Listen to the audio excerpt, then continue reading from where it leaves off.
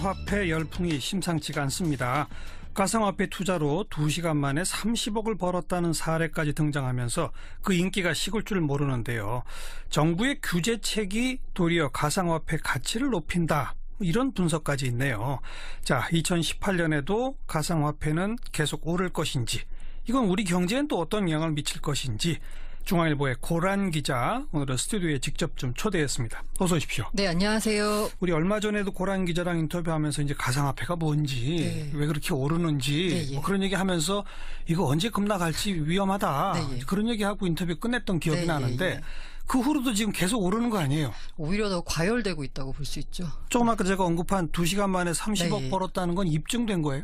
이게 모 방송에서 지난 토요일에 방송돼서 그 PD가 인터뷰를 시작하기 전에 찍혔던 금액이 280억인데 화면에 모니터상에. 근데 인터뷰가 끝날 때쯤 한 2시간이 지나자 그게 310억으로 불어나 있었습니다. 어허. 네.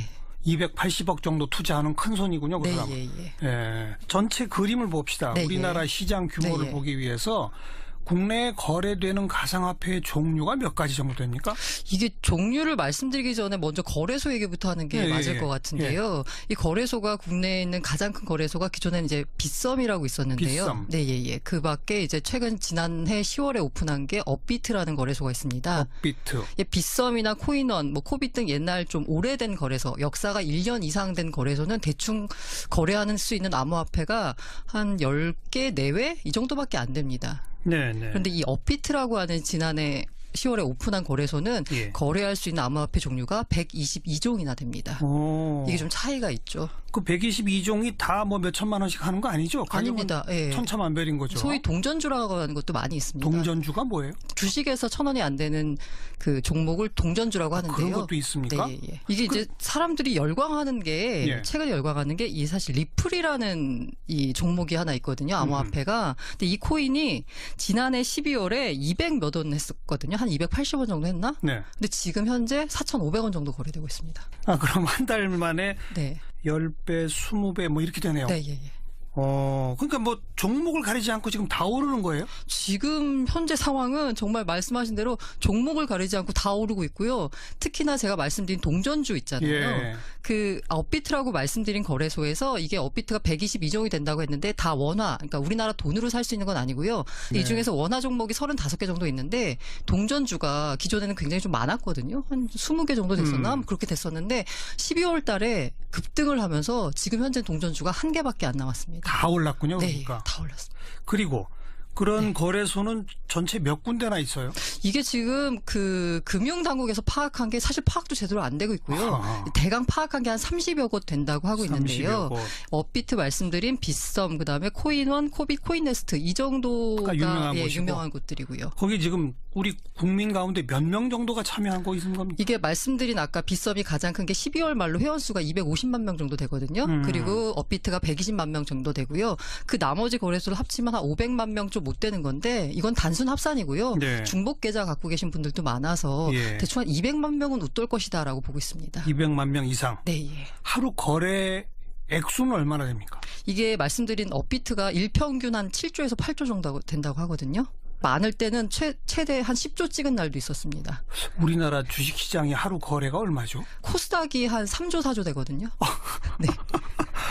코스닥보다 하루 평균으로 2배 이상. 코스닥 거래는 모든 증권사에서 거래되는 거래 금액을 다 합친 게 4조, 3조 되거든요. 근데 여기서 업비트에서 하루에만 뭐 10조 찍은 날도 있었고 평균 5조 이상은 찍고요. 그다음 빗썸도 한 3, 4조 찍고 그래서 나머지 거래소 다 합치면 한 일평균 10조 정도는 거래된다고 볼 수 있습니다. 주로 데이 트레이딩 형식으로 막 그렇게 하시는 분들도 많이 있고요. 근데 빗썸이 제일 유명하다가 갑자기 그 업비트라고 하는 게 그렇게 유명해진 이유는 뭐예요? 그리고 또 거기서 그렇게 거래하면 될 수 있는 종목이 많은 건 또 이유가 뭐예요? 첫 번째 종목이 많은 거는 그 세계적인 거래소 비트렉스라고 있거든요. 거기하고 독점 제휴를 해서 비트렉스에 상장된 종목을 그대로 거래할 수가 있습니다. 그렇기 때문에 종목이 상당히 많고요. 그래서 업비트를 이용하시는 분들도 있고요. 옛날에 사고 싶은 종목이 있으면 해외 거래소를 이용해야 됐었는데 조금 불편하거든요. 아무래도 다 영어로 돼 있고 하다 보니까. 그런데 지금은 쉽게 거래할 수 있는 거고, 그리고 이게 후발주자다 보니까 수수료를 절반 수준으로 다운시켰습니다. 아하. 거래할 때 사고 살 때 팔 때 각각 0.1%씩 매기는데 여기는 절반 0.05%씩이고요. 네. 무엇보다 가장 큰 이유가 이 업비트가 카카오의 100% 자회사인 K큐브 벤처스가 투자한 두나무란 회사의 자회사입니다. 복잡하네요. 좀 복잡한데요. 카카오의 한 증손자쯤? 네, 그렇죠. 아. 이게 정확한 자회사는 아니고 이렇게 뭐 투자회사 이렇게 연결돼 있는데 어쨌든 관련돼 있거든요. 네, 네. 그렇다 보니까 이 카카오톡 플랫폼을 기반으로 해서 회원가입이 됩니다. 저도 회원가입을 해봤는데요. 네. 제가 카카오톡 가입자고 아마 전 국민이 카카오톡 가입자일 것 같은데 예. 가입자인 경우에는 클릭 몇 번만 하면 바로 회원가입이 됩니다. 거래소에 회원가입이 네, 쉽더라. 쉽고요. 아. 거기다 만약에 내가 돈을 입금하고 싶으면 예. 실명 계좌만 연결시키면 바로 거래할 수 있습니다. 그 쉬워서 여기를 더 많이 그렇죠. 이용한다. 그런 거군요. 네, 예, 예. 그 그림이 그려지네요. 네. 작년 가을부터 다들 가상화폐, 네. 가상화폐 막 네. 그러니까 나도 한번 해볼까? 예. 근데 꽤 어려울 거야. 맞아요. 가만히 있어. 카카오톡 하면 된다며? 네, 맞아요. 이렇게 된 거군요. 그렇죠. 그래서 이렇게 코인 시장에 11월, 12월에 새로 진입하신 분들을 가리켜서 이 용어로는 코인 어린이, 줄여서 코린이. 예, 코린이들. 예. 그래서 업비트에 코린이들이 많다. 그래서 네. 여기서 나타난 현상이 뭐냐면 이게 보통 해외 거래소와 국내 거래소는 가격 차이가 벌어지거든요. 왜냐하면 국내에 투자하시는 분들이 해외 계좌가 없기 때문에 해외 네. 거래소에서 사기가 힘들거든요. 예. 그렇기 때문에 국내에선 더 수요가 많고 해서 더 비싸게 거래됩니다. 네. 그런데 주목할 만한 건 이 업비트에 코린이들이 많다 보니까 업비트에서 거래되는 가격이 다른 빗썸이나 코인원에서 되는 가격보다 5% 안팎 비싸게 거래됩니다. 더 비싼데도 거기를 그냥 사는 거죠. 초보자들이니까 네, 예. 딴 데 갈 줄 모르고 그렇죠. 그냥 산다. 굳이 비교를 안 하시는 거죠. 네. 근데 어쨌든 좀 비싸도 네. 산다는 얘기는 네, 예. 너도 나도 사자는 얘기는 네. 그래도 오른다는 얘기잖아요. 그렇게 믿고 계시는 거죠. 아니 근데 실제 지금 가격 그 추이가 오르고 그렇잖아요. 있습니다. 네, 예. 그렇죠. 네. 그럼 정말로 떼돈 번 사람들이 그렇게 많아요? 사실 제가 들은 저도 뭐 각종 암호화폐 커뮤니티에 가가지고 보면 수익 인증하는 글들이 가끔씩 올라오거든요. 그러면은 뭐 어떤 특정 종목을 50원에 샀는데 해당 종목이 지금 1,500원이 돼서 몇 배를 벌었다. 그래서 80억 계좌가 찍힌 걸 이제 인증하는 화면이 막 돌아다니고요. 그리고 뭐 제 후배 친구는 그 같은 부서에 있는 과장님이 회사를 그만뒀는데 알고 봤더니 뭐 20억을 벌고 회사를 나가셨다더라. 이런 얘기들이 횡행하고 있죠. 네. 이렇게 워낙 억 단위로 번 사람들, 수십억, 수백억 단위로 벌었다는 사람이 많기 때문에 내가 투자해서 사실 몇 천만 원을 벌어도 이렇게 돈을 번 사람들까지 우울증에 시달리고 있습니다. 몇 천만 원 벌었는데 우울증? 왜냐하면 그때 좀 더 투자했으면 더 벌 수 있었는데 예, 아까운 예. 거죠. 그리고 투자한 사람, 돈을 번 사람도 우울증이고 돈을 못 번 사람들도 우울증입니다.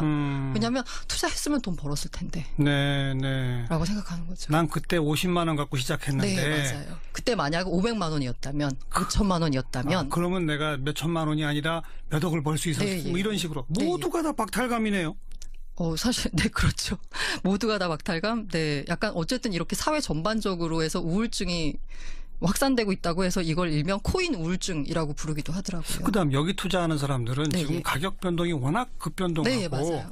이거는 이 거래 시간이 정해져 있는 게 아니잖아요. 24시간 거래됩니다. 그러니까 거의 폐인이 된다는 얘기를 들었어요. 그냥 계속 네. 스마트폰만 컴퓨터만 네. 들여다보고 있는 사람들. 그래서 이 업계에서 떠도는 말 중에 그런 게 있는데 코인 투자하고 있으면 5분마다 스마트폰을 확인하고요. 코인을 팔아도 1분마다 확인한다고 합니다. 내가 판 다음에 또 올랐을까 봐. 그렇죠. 예. 그래서 그런 용어를 심리학적 용어를 가리켜서 FOMO라고 표현하거든요. Fear of Missing Out인데요. 어떤 큰 이벤트가 벌어졌을 때 내가 거기 혹시나 소외될 수 있지 않을까라고 해서 그걸 항상 들여다보고 그 시장에 뛰어드는 이런 심리를 말하는데요. 그에 반대되는 게 FUD라는 건데 이거는 어떤 가격이 급등했을 때 급락할 수도 있다라는 그렇죠. 위험이거든요. 두려움, 예, 예. fear. 그런데 지금 현재 이 시장에서 벌어지는 건 FUD보다는 FOMO. 내가 이 큰 이벤트, 이렇게 큰 돈 벌 수 있는 기회에서 빠지면 어떡하나.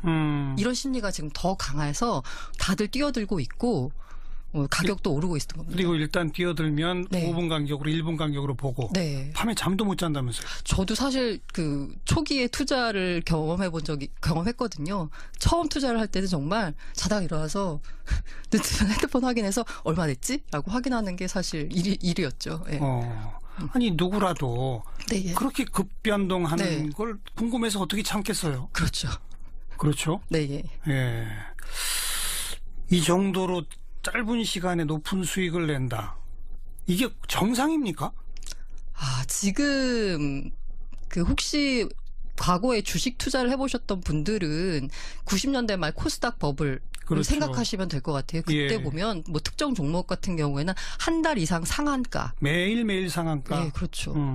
그렇게 기록한 종목들도 있었거든요. 그런 정도의 열기가 있었고 당시에도 대학생들이 너도 나도 주식 계좌 열어서 투자하는 열풍이 일었었고요. 예. 지금도 그렇다고 보면 되는데 지금이 더 심각한 거는 거래 시간이 정해지지 않다는 거. 그러니까 한밤중까지도. 네, 예. 게다가 지금 설명 들어보면 참가자 숫자도 어마어마하고 네, 예. 거래 액수도 어마어마하기 때문에 이거 그냥 일시적이라고 말하기 어려울 것 같아요. 네. 근데 장이 이렇다 보면 네. 반드시 작전 세력이 등장하죠. 그렇죠. 특히나 이게 이제 글로벌리 거래되기 때문에 시가총액이 큰 비트코인 같은 종목들은 작전이 들어가기 어렵거든요. 네.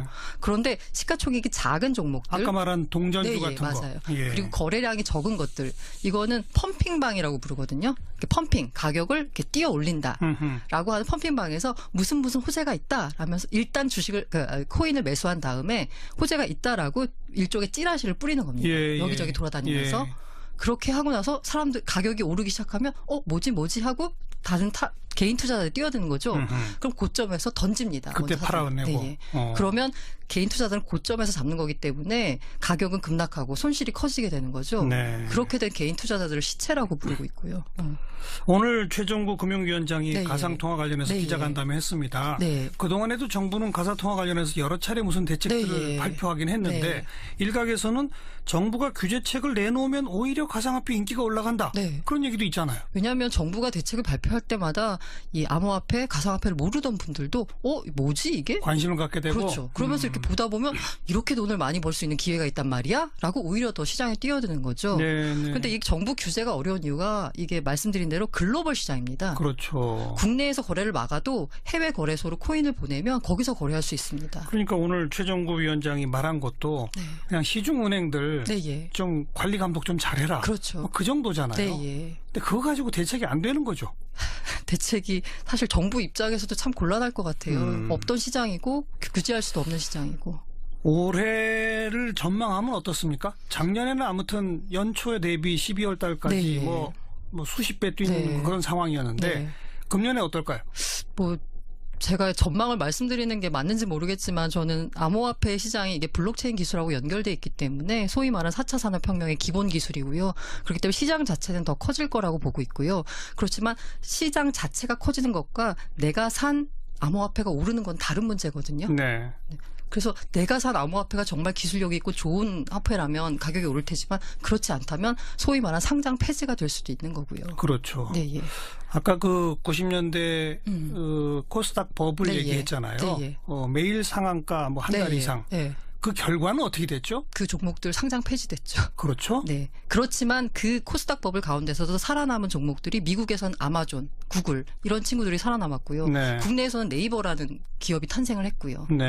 이렇게 암호화폐 시장 열기가 지금은 투기에 가까울 정도로 크지만 이 투기 과정을 거치면서 옥석이 가려지면서 한국의 네이버, 미국의 구글 이런 게 암호화폐 시장에서도 나올 수 있다라고 봅니다. 나올 수 있을 수도 있고. 암호화폐, 가상화폐의 특징상 이거는 실물이 없는 거고 기업도 없는 거고 그렇잖아요. 기업. 뭔가 중앙 서버가 없는 거죠. 영업을 해서 이익을 내는 그런 게 없잖아요. 그죠? 전체가 사라질 수도 있는 거 아닙니까? 논리적 가능성으로는? 전체가 사라지긴 어렵고요. 블록체인 기술은 살아남을 거라고 보고 있습니다. 다시 말하면 지금은 너도 나도 뛰어들고 있고 그러다 보니 가격은 계속 올라가고 있다. 이건 부정할 수 없습니다. 네, 맞습니다. 다시 말하면 계속 올라가고 있다는 건 어느 순간인가 폭락할 수 있다는 거죠. 그 순간이 오늘일지 내일일지를 모른다는 거죠. 제가 그 이더리움이라는 암호화폐를 만든 비탈릭 부테린을 지난해 9월에 인터뷰를 하면서 물어봤어요. 버블 맞냐? 이랬더니 그 친구 하는 말이 버블 맞다. 그런데 이 버블이 언제 꺼질지 어디까지 갈지는 나도 모르겠다. 라는 얘기를 했더라고요. 아무도 모릅니다. 그러나 꺼지는 건 분명합니다. 언제가 될지는 모르는 거죠. 꺼지는 건 분명하죠. 버블은 꺼지는 거니까요. 청취자분들은 거기에 좀 귀를 기울였으면 전 좋겠습니다. 수고하셨습니다. 감사합니다. 중앙일보 고란 기자였어요. 또는 거래된다고 볼 수 있습니다. 주로 데이 트레이딩 형식으로 막. 그렇게 하시는 분들도 많이 있고요. 네.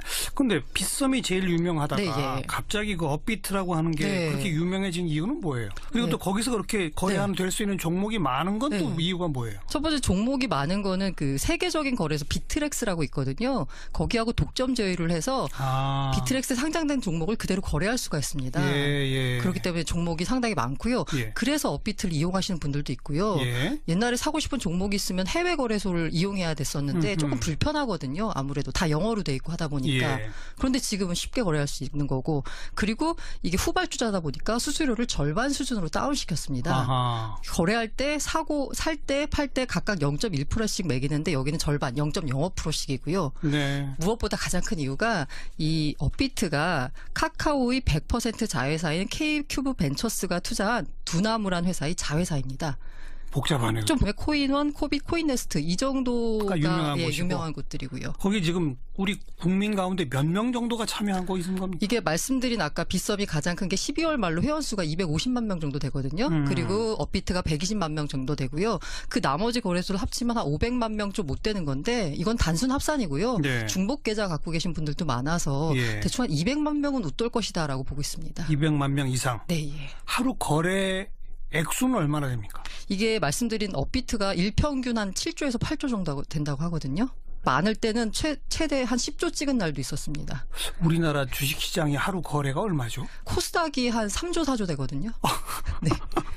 네. 코스닥보다 하루 평균으로 2배 이상. 예, 코스닥 거래는 모든 증권사에서 거래되는 거래 예. 금액을 다 합친 게 4조, 3조 되거든요. 예. 근데 여기서 업비트에서 하루에만 뭐 10조 찍은 날도 있었고 평균 5조 이상은 찍고요. 그다음 빗썸도 한 3, 4조 찍고 그래서 나머지 거래소 다 합치면 한 일평균 10조 정도. 180억 정도 투자하는 큰 손이군요. 그 네, 사람은. 예. 예. 전체 그림을 봅시다. 네, 우리나라 예. 시장 규모를 네, 예. 보기 위해서 국내에 거래되는 가상화폐의 종류가 몇 가지 정도 됩니까?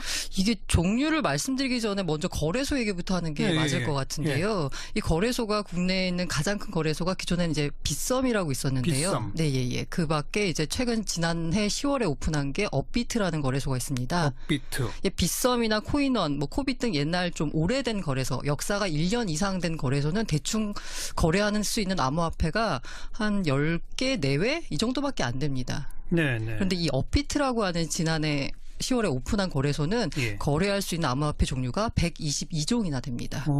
이게 좀 차이가 있죠. 그 122종이 다 뭐 몇천만 원씩 하는 거 아니죠? 아닙니다. 예. 천차만별인 거죠. 소위 동전주라고 하는 것도 많이 있습니다. 동전주가 뭐예요? 주식에서 1,000원이 안 되는 그 종목을 동전주라고 하는데요. 그런 것도 있습니까? 네, 예. 이게 이제 사람들이 열광하는 게 예. 최근에 열광하는 게 이 사실 화폐 열풍이 심상치가 않습니다. 가상화폐 투자로 2시간 만에 30억을 벌었다는 사례까지 등장하면서 그 인기가 식을 줄 모르는데요. 정부의 규제책이 도리어 가상화폐 가치를 높인다. 이런 분석까지 있네요. 자, 2018년에도 가상화폐는 계속 오를 것인지, 이건 우리 경제엔 또 어떤 영향을 미칠 것인지 중앙일보의 고란 기자 오늘은 스튜디오에 직접 좀 초대했습니다. 어서 오십시오. 네, 안녕하세요. 우리 얼마 전에도 고란 기자랑 인터뷰하면서 이제 가상화폐가 뭔지, 네. 왜 그렇게 오르는지 네, 예. 뭐 그런 얘기하면서 이거 언제 급락할지 위험하다. 네, 예. 그런 얘기하고 인터뷰 끝냈던 기억이 네, 나는데 예, 예. 그 후로도 지금 계속 오르는 거 아니에요? 오히려 더 과열되고 있다고 볼 수 있죠. 조금 아까 제가 언급한 2시간 만에 30억 네. 벌었다는 건 입증된 거예요? 이게 모 방송에서 지난 토요일에 방송돼서 그 PD가 인터뷰를 시작하기 전에 찍혔던 금액이 280억인데 화면에 모니터상에. 근데 인터뷰가 끝날 때쯤 한 2시간이 지나자 그게 310억으로 불어나 있었습니다. 어허. 네. 리플이라는 이 종목이 하나 있거든요. 암호화폐가. 근데 이 코인이 지난해 12월에 200 몇 원 했었거든요. 한 280원 정도 했나? 네. 근데 지금 현재 4,500원 정도 거래되고 있습니다. 아, 그럼 한 달 만에 네. 10배, 20배 뭐 이렇게 되네요. 네, 예. 그러니까 뭐 종목을 가리지 않고 지금 다 오르는 거예요? 지금 현재 상황은 정말 말씀하신 대로 종목을 가리지 않고 다 오르고 있고요. 특히나 제가 말씀드린 동전주 있잖아요. 예. 그 업비트라고 말씀드린 거래소에서 이게 업비트가 122종이 된다고 했는데 다 원화, 그러니까 우리나라 돈으로 살 수 있는 건 아니고요. 네. 이 중에서 원화 종목이 35개 정도 있는데 동전주가 기존에는 굉장히 좀 많았거든요. 한 20개 정도 됐었나? 그렇게 됐었는데 12월 달에 급등을 하면서 지금 현재 동전주가 한 개밖에 안 남았습니다. 다 올랐군요. 네, 그러니까. 다 올랐습니다. 그리고 그런 거래소는 전체 몇 군데나 있어요? 이게 지금 그 금융당국에서 파악한 게 사실 파악도 제대로 안 되고 있고요. 아하. 대강 파악한 게 한 30여 곳 된다고 하고 30여 있는데요. 곳. 업비트 말씀드린 빗썸, 그다음에